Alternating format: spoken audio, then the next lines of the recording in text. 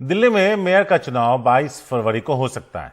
मुख्यमंत्री अरविंद केजरीवाल ने 22 फरवरी को चुनाव कराने का प्रस्ताव उपराज्यपाल को भेजा है। कल सुप्रीम कोर्ट ने एमसीडी से 24 घंटे में चुनाव का नोटिस जारी करने को कहा था। ऐसे में अब इस बात की संभावना है कि 22 तारीख को दिल्ली में मेयर और डिप्टी मेयर का चुनाव स्मूथ तरीके से हो जाएगा। शरद शर्मा है हमारे साथ इस बारे में ज्यादा बात करने के लिए, लेकिन हम शरद के पास भी चलेंगे। लेकिन फिलहाल बता दें कि 3 कोशिशों के बाद भी जो गतिरोध जारी रहा, उसकी वजह से सदन की कार्रवाई बुलाए जाने के बावजूद हंगामे की वजह से तीनों बार मेयर, डिप्टी मेयर और स्टैंडिंग काउंसिल्स के मेंबर्स का चुनाव नहीं हो पाया था।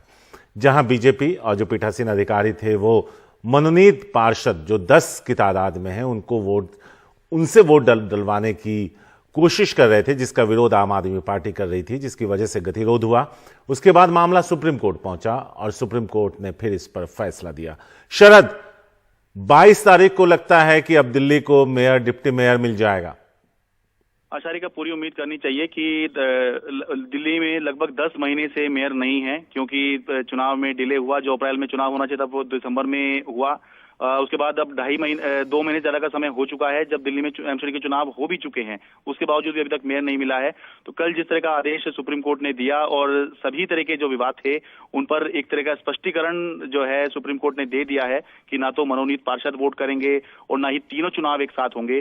तो अब जो है उम्मीद की जा रही है कि अब जब सरकार ने भी 22 फरवरी का प्रस्ताव भेज दिया है उपराज्यपाल को, और अभी तक शारिक यही देखा गया है कि कम से कम तारीख के मामले में उपराज्यपाल जो हैं वही तारीख लगभग मानते हैं जो सरकार की तरफ से प्रस्ताव आता है। तो ये मानना चाहिए कि 22 फरवरी वो दिन हो सकता है जब दिल्ली को उसकी नई मेयर मिल जाएगी।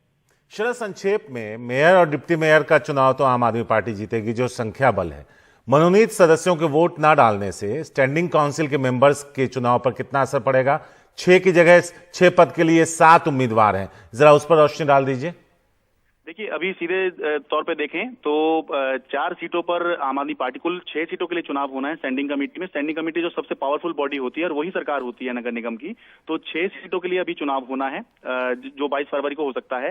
तो उनमें 4 पर तो आम आदमी पार्टी आगे दिख रही है, 2 पर बीजेपी आगे दिख रही है। लेकिन गणित इस तरह का है कि आम आदमी पार्टी 3 सीट जीतना कंफर्म है, उसको चौथी सीट के लिए फाइट करनी है। बीजेपी का 2 सीट जीतना कंफर्म है, तीसरी सीट के लिए फाइट करनी है। लेकिन बीजेपी तीसरी सीट जीतने के ज्यादा करीब है और आम आदमी पार्टी चौथी सीट जीतने से थोड़ी दूर है। तो अभी की जो स्थिति अगर देखें, अगर कुछ इधर उधर नहीं होता है तो ये संभावना व्यक्त की जा रही है कि 3-3 यानी कि 6 सीट हैं तो 3-3 सीट जो हैं ये दोनों ही पार्टी जीत सकती है। लेकिन ये अभी की स्थिति है। वोटिंग किस तरह से होती है, गुप्त मतदान होता है, तो वो किस तरह का नतीजा निकल के आता है वो हमें तभी देखना होगा। अभी के हिसाब से दोनों का पलड़ा जो है बराबर बराबर का दिख रहा है। शुक्रिया शरद, इस पूरे अपडेट के लिए आपका बहुत बहुत शुक्रिया।